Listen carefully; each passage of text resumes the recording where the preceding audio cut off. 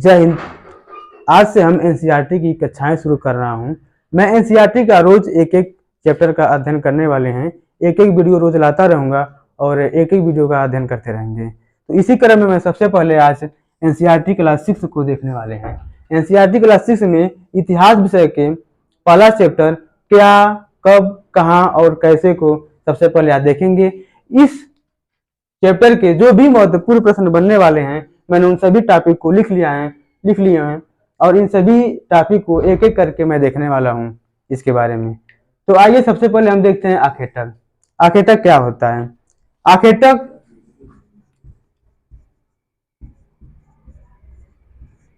आखेटक का अर्थ होता है शिकारी।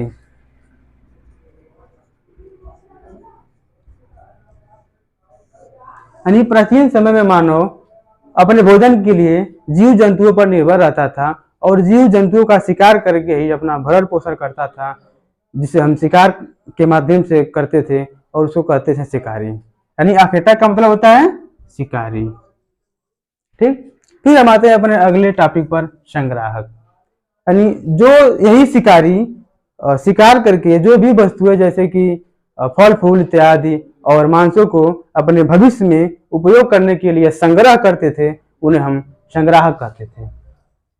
ठीक, फिर हम आते हैं अपने अगले टॉपिक पर, सुलेमान और किरथर पहाड़ी।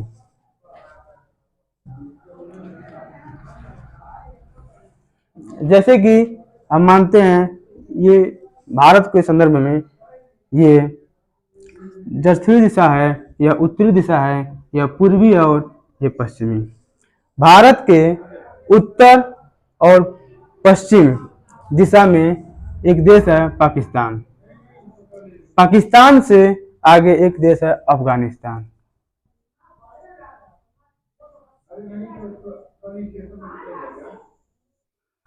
अफगानिस्तान में ही एक पर्वत श्रृंखला है जिनमें दो पहाड़ियां हैं, एक सुलेमान और एक किरथर। सुलेमान और यहां पर है किरथर। सुलेमान पहाड़ी अफगानिस्तान के काबुल नदी के किनारे पर स्थित है। सर्वप्रथम 8000 वर्ष पहले मानव ने कृषि का आरंभ यहीं से किया था। कब किया था? 8000 वर्ष पहले। 8000 वर्ष पहले मानव ने कृषि का आरंभ किया था। सबसे पहले मानव ने गेहूं और जौ की फसल को उपजाया था। यानी स्त्री और पुरुषों ने मिलकर कृषि का आरंभ करते हैं और इस कृषि में दो फसल, कौन सा? एक गेहूं और एक जौ का उत्पादन करते हैं। कृषि के साथ साथ उन्होंने पशुपालन भी शुरू कर दिया। पशुपालन में सबसे पहले पालतू पशु को बनाया, कुत्ते को। किसको? सबसे पहले पालतू पशु बनाया कुत्ते को। उसके बाद उन्होंने भेड़, बकरियां, बैल आदि का उपयोग किया अपने व्यवसायिक लाभ के लिए इत्यादि। इसी क्रम में हम आते हैं अगले टॉपिक पर, विंध्य पहाड़ी।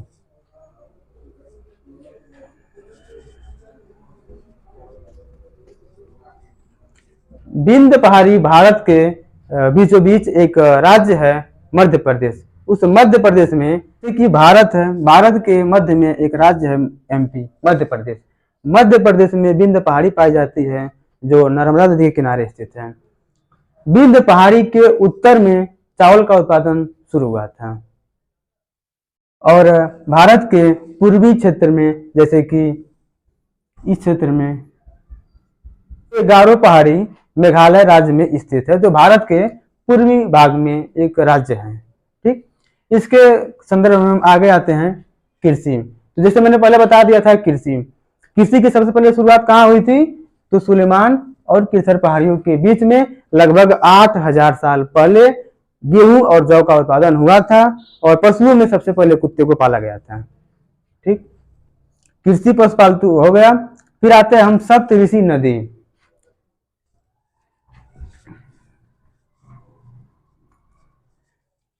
सप्तऋषि नदी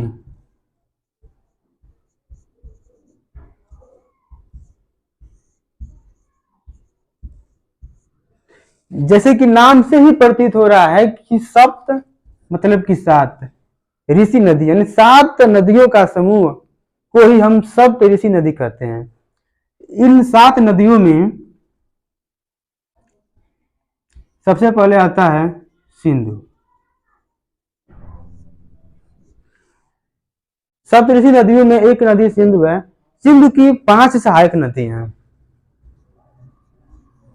सहायक नदी उन्हें कहते हैं जो एक मुख्य नदी में आकर मिलने वाली सभी नदियों को हम सहायक नदी कहते हैं। तो सप्तऋषि नदी में 7 नदियां हैं। पहला सिंधु है, इसकी सहायक नदी 5 है। फिर अगला है सरस्वती, जो इस समय विलुप्त हो गई हैं। 1 और 1 2 और 5 7।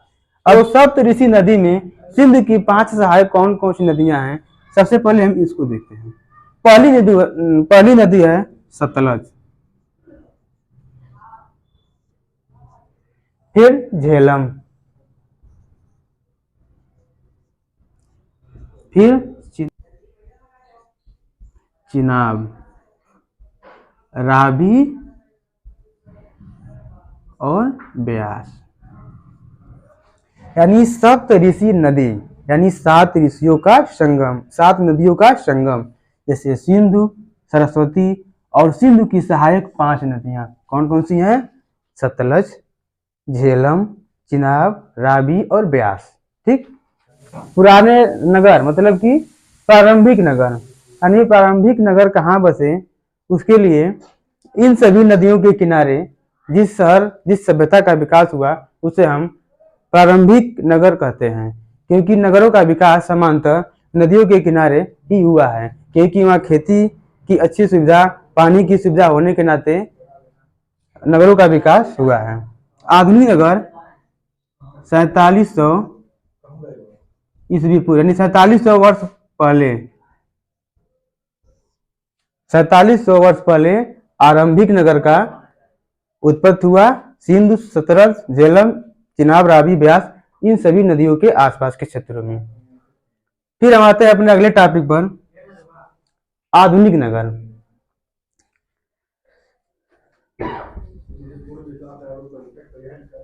तो हम आते हैं अगले टॉपिक, आधुनिक नगर। आधुनिक नगर का विकास 2500 वर्ष पहले गंगा और गंगा की सहायक नदियों के आसपास के क्षेत्रों में हुआ। गंगा की सहायक नदियां, जो गंगा में मुख्यतः छोटी छोटी नदियां जो आकर गंगा में मिलती है, उसे हम सहायक नदियां कहते हैं। और इन नदियों के क्षेत्रों के आसपास के क्षेत्रों में आधुनिक नगर का विकास हुआ। ठीक।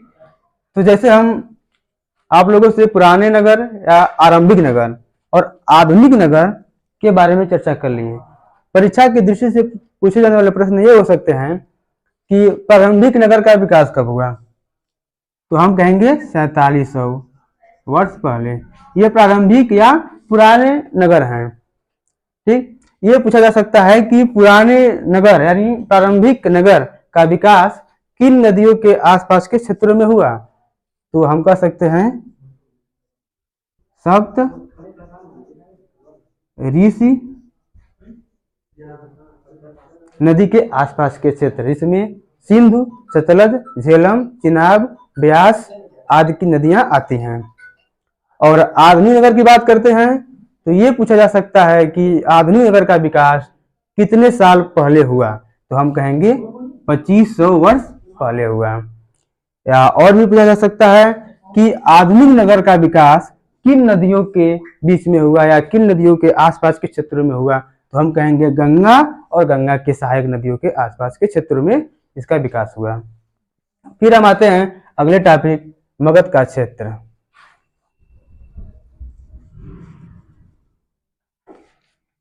मगध, जैसे कि मगध को हम आधुनिक रूप में बिहार के रूप में जानते हैं। बिहार के क्षेत्र के आसपास के क्षेत्रों को उस समय मगध का क्षेत्र कहा जाता था, जो गंगा नदी के दक्षिणी दिशा में स्थित भूभाग का एक क्षेत्र था, जो सोन नदी के आसपास के क्षेत्रों में था। इसकी सभ्यता और संस्कृति उस समय काफी प्रख्यात और शक्तिशाली थी। इनमें अनेक सारे यात्री आए और अनेक सारे खोज किए और ये बाहर गए, अपनी सभ्यता और संस्कृति का विकास किए। किसी भी संस्कृति या सभ्यता के विकास के लिए उसका अलग सभ्यताओं से आदान प्रदान होना बहुत जरूरी होता है। अब हम आते हैं अपने अगले टॉपिक पर, दक्षिण एशिया। दक्षिण एशिया जैसे कि ये भारत है, भारत के आसपास के देश जैसे पाकिस्तान, चीन, नेपाल, भूटान, म्यांमार, श्रीलंका, ये भारत है। इधर अफगानिस्तान,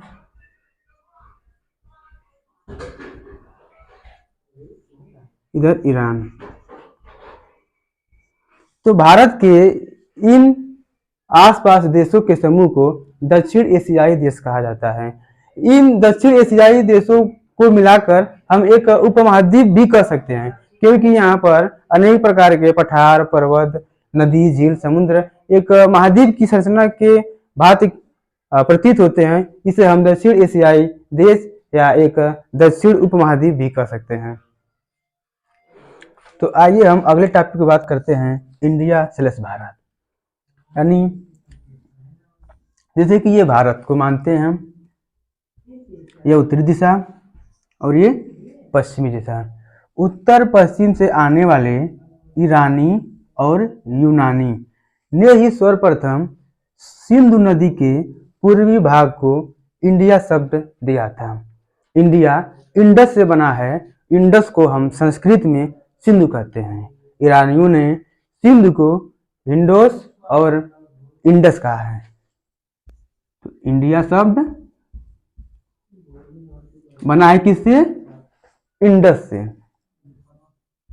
इंडस, इंडस को ईरानियों ने संस्कृत में सिंधु कहा है। क्या कहा है? सिंधु। किस भाषा में? संस्कृत में। अब सिंधु को इन्होंने हिंदोज या इंडस कहा है। इसी से इंडिया शब्द की उत्पत्ति हुई है। इनको क्या कहा है? हिंदोस या इंडस। ठीक, इसी से।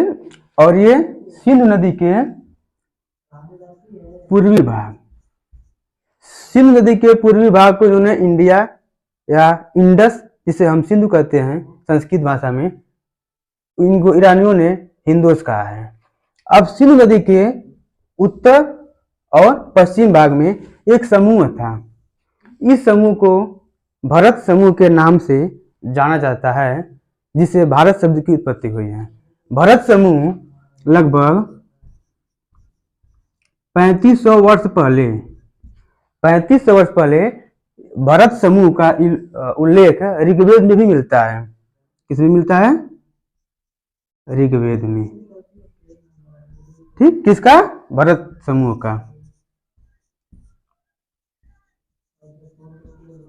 भरत समूह से ही भारत बना है। तो इसी संदर्भ में भारत, अपने देश का नाम इंडिया और भारत, भारत समूह से, फिर इसका 3500 साल पहले इसमें भी उल्लेख है और यहीं से भारत बना है। ठीक, अब फिर हम आते हैं अपने अगले टॉपिक पर, पांडुलिपि। तो पांडुलिपि, पांडुलिपि की खोज 1000 साल पहले हुई। पांडुलिपि को इंग्लिश में हम मैन्युस्क्रिप्ट कहते हैं।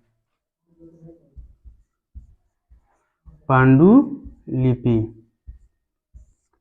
ठीक, इसको इंग्लिश में हम मैन्युस्क्रिप्ट कहते हैं, जो लैटिन भाषा के मेनू शब्द से बना है। मेनू शब्द किस भाषा का है? लैटिन,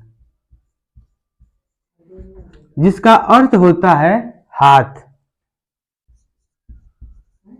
यानी हाथ से लिखी हुई लिपि को हम पांडुलिपि कहते हैं। जिस तरह हम अपने आज के समय में कहानी, किताब, पुस्तक, धार्मिक ग्रंथ को लिखने के लिए मुझे पेपर की आवश्यकता होती है, कागज की आवश्यकता होती है, लेकिन पुराने समय में ये सब उपलब्ध न होने के कारण उस समय के लेखक ने अनेक अनेक प्रकार के उपाय सोचे, जिसमें उन्होंने पाया कि ताड़पत्र और भोजपत्र। ताड़पत्र एक वृक्ष होता है, तो जैसे कि ताड़पत्र और भोजपत्र, यह एक पेड़ होता है, उस पेड़ के पत्ते पर लिखा जाता था, पत्ते पर, ठीक। और ये भोज जो है, भोजपत्र, यह एक वृक्ष होता है, भोज, भोज। ये वृक्ष भारत के हिमालयी क्षेत्र, मुख्यतः कश्मीर के आसपास पाए जाने वाले क्षेत्र में पाया जाता है भुर्ज का पेड़। भुर्ज के पेड़ से इसका छाल निकालकर छाल पर लिखते थे। तो इस तरह हम पांडुलिपि के बारे में चर्चा कर लिए। और पांडुलिपि 2250 ईस्वी पूर्व में अशोक के कुछ पांडुलिपि मिलते हैं। कब? 2250 में। किसके मिलते हैं? अशोक के। पहले वर्ष पहले 2250 वर्ष पहले अशोक सम्राट का काबुल यानी गंधार अफगानिस्तान में है। तो इसमें अशोक के 2 अभिलेख मिले हैं। एक अभिलेख है यूनानी लिपि में और एक है अरेमाइक लिपि में। यह अभिलेख उस समय के राजाओं, महाराजाओं, शासक लिखवाते थे कि अपने काल के घटित घटनाओं, किताबों और तमाम तरह के संग्रह जो भविष्य में पढ़े जा सके, भविष्य में लोग उससे पढ़कर अपने अध्ययन को जाने, उसके बारे में जान सके। यह मुख्यतः जो लिपियां लिखी जाती थी, पांडुलिपि, यह ज्योतिष शास्त्र, अपने ज्योतिष विद्या का लिखते थे। राजा अपने राज्य के बारे में उल्लेख करने के लिए लिखते थे। और इसी तरह तमाम कहानियों को लिखने के लिए उस समय पांडुलिपि की आवश्यकता हुई। फिर हम आते हैं अगले टॉपिक पर, अभिलेख। अभिलेख क्या होता है? पांडुलिपि के साथ साथ अभिलेख भी लिखे गए हैं। पांडुलिपि भोजपत्र और ताड़पत्र के भोजपत्र के छाल पर और ताड़पत्र के पत्ते पर लिखे जाते थे। इसी क्रम में कुछ अभिलेख लिखे गए हैं। अभिलेख का मतलब होता है कि पत्थरों पर लिखा गया लेख। अभिलेख यह ठोस सतह पर लिखे जाते थे, जैसे पत्थर, धातु जैसे कठोर सतह पर, ठीक। ये पूछ सकता है कि अभिलेख किस सतह पर लिखे जाते थे? कागज पर, पत्थर पर और धातुओं पर। तो आप ध्यान देंगे कि अभिलेख हमेशा पत्थर और धातु जैसे ठोस सतह पर लिखे जाते थे और पांडुलिपि मूलतः पत्तों पर लिखे जाते थे। पत्ता, ताड़ का पत्ता और छाल भुर्ज का, ठीक। अब हम आते हैं अगले टॉपिक पर, पुरातत्वविद। जैसे कि पुरातत्वविद, जिसे पूरा मतलब क्या होता है? प्राचीन। तत्व मतलब क्या होता है? उस समय के इमारत, ठोस पदार्थ, ईंट, मुद्रा इत्यादि। अब विद मतलब होता है कि अध्ययन करना, यानी पुराने समय के इमारतों जो ईंट से बनी होती हैं, पत्थर, मुद्राओं आदि का अध्ययन करते थे, उन्हें हम पुरातत्वविद कहते हैं। यह परीक्षा में पूछा जा सकता है कि पुरातत्वविद किसका अध्ययन करते थे? किताबों का या सिक्कों का या पत्थर पर लिखे गए अभिलेख या पत्थर, इन सब को। तो हम कहेंगे किसका किसका? पत्थर का, मूर्तियों का, इमारतों का आदि। पुराने काल के समय में पत्थर, मूर्तियों, इमारतों आदि का अध्ययन करने वाले व्यक्ति को हम पुरातत्वविद कहते हैं। ठीक, फिर हम आते हैं इतिहासकार। इतिहासकार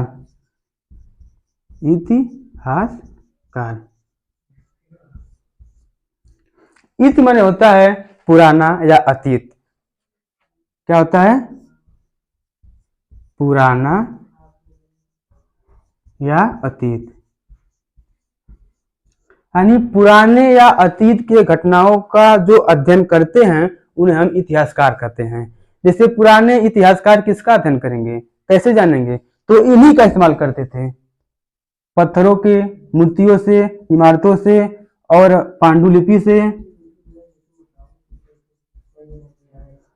यानी पुरातत्व जैसे कि पत्थर, मूर्ति, इमारत और पांडुलिपि के द्वारा जानकारियों को इकट्ठा करना या उसका अध्ययन करना, ये काम होता था इतिहासकार का।